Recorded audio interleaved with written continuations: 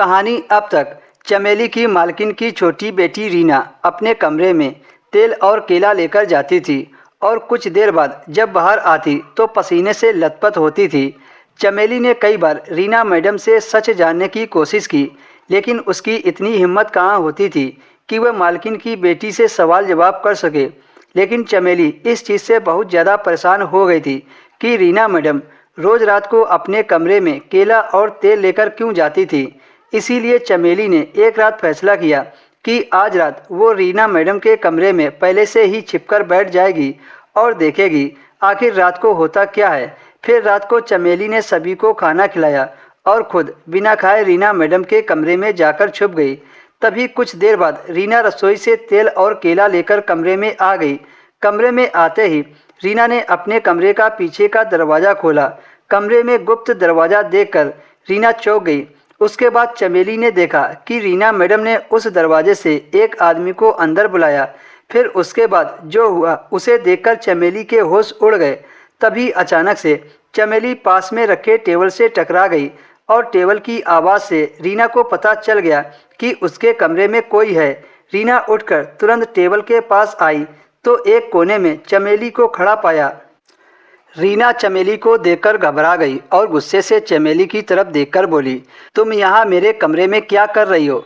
चमेली भी काफ़ी डर गई थी। उसने रीना से कहा कि मैं यहाँ कोई गलत इरादे से नहीं छुपी थी, मुझे तो आपकी फिक्र होती थी क्योंकि आजकल आप काफ़ी उदास रहती हो, ना अच्छे से खाती हो और ना ही किसी से बात करती हो, और उस रात आप कमरे से रोती हुई बाहर निकली थी।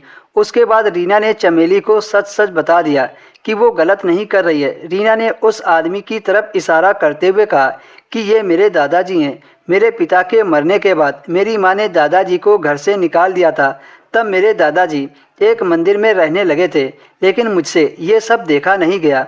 मैंने इस बारे में माँ से कई बार बात की, लेकिन उन्होंने मेरी एक ना सुनी। उसके बाद मैंने एक प्लान बनाया और रात को दादाजी को अपने कमरे में ले आती थी और सुबह उठते ही उन्हें वापस भेज देती थी।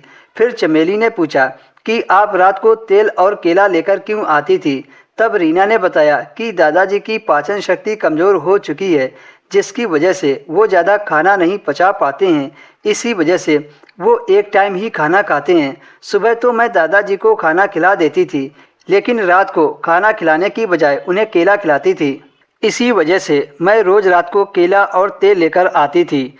माँ को इस बात के बारे में पता न चले, इस वजह से मैं उनसे छिपकर ही ये काम करती थी।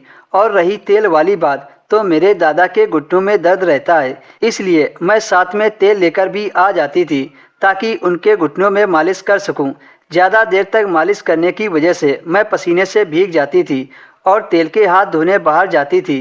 और मैं उस रात को इस वजह से रो रही थी क्योंकि उस रात दादाजी को तेज़ बुखार चढ़ा था। और मैं उस रात इस वजह से रो रही थी क्योंकि उस रात दादाजी को तेज़ बुखार चढ़ा था।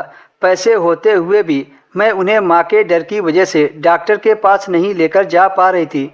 सच जानने के बाद चमेली के आंखों में आंसू आ गए और उसने रीना मैडम को गले से लगा लिया।